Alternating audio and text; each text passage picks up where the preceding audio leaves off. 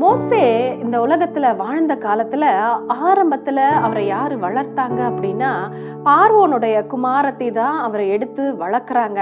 ஆனால் அவர்களுக்காக வளர்த்து கொடுத்தது அவங்க அம்மா.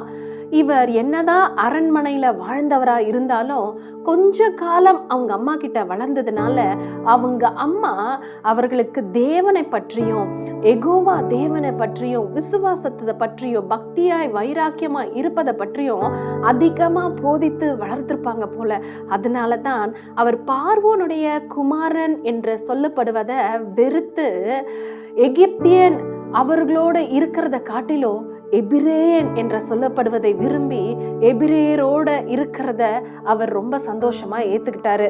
இதுதான் யாத்திராகமம் 2:11 நம்ம வாசிக்கிறோம். மோசே பெரியவனான காலத்தில் அவன் தன் சகோதரரிடத்தில் போய் அவர்கள் சுமை சுமக்கிறதை பார்த்து தன் சகோதரராகிய எபிரேயரில் ஒருவனை ஒரு எகிப்தியன் அடிக்கிறதை கண்டு அப்படின்னு சொல்லி வாசிக்கிறோம்.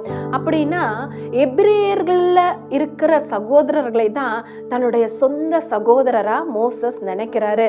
என்னதான் பார்வோனுடைய குமாரன் என்றாலும், என்னதான் பார்வோனுடைய அரண்மனையில வளர்ந்தாலும் அவருக்கு பார்வோனுக்கு அடுத்த பொசிஷன்ல இவர் இருக்க வேண்டியதுதான்.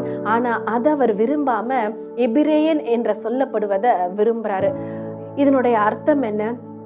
தேவனுக்காக நம்ம வைராக்கியம் பாராட்டணும் என்பதுல மோசே உறுதியா இருக்கிறாரு. பாருங்க, இந்த உலகத்துல நம்ம வாழ்ந்து கொண்டிருக்கிறோம். என்னதான் நம்ம இந்த உலகத்துல வாழ்ந்தாலும் நாம் இந்த உலகத்திற்குரியவர்கள் அல்ல.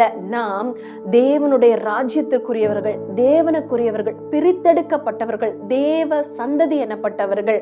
அதனால இந்த உலகத்துல வாழ்றதுனால இந்த உலகத்துக்கு ஒத்து போறதோ, இந்த உலகத்தின் காரியங்களை செய்யறதோ, உலகத்துக்கு ஏற்ற காரியங்களை இல்ல இந்த உலகத்துல என்ன நமக்கு பிடிக்குதோ அதெல்லாம் செய்யாம தேவனுக்காக வைராக்கியம் பாராட்டி தேவனுக்கென்று ஒரு பிரித்தெடுக்கப்பட்ட வாழ்க்கை வாழும்போது மோசே எப்படி உயர்வான இடங்களுக்கு அவர் கொண்டு போய் மேன்மையான இடத்துல ஆண்டவர் அவரை வைத்தாரோ, அதே போல நம்மையும் ஆண்டவர் மேன்மைப்படுத்துவார், மகிமைப்படுத்துவார், உயர்த்துவார் என்பதுல சந்தேகமே இல்லை.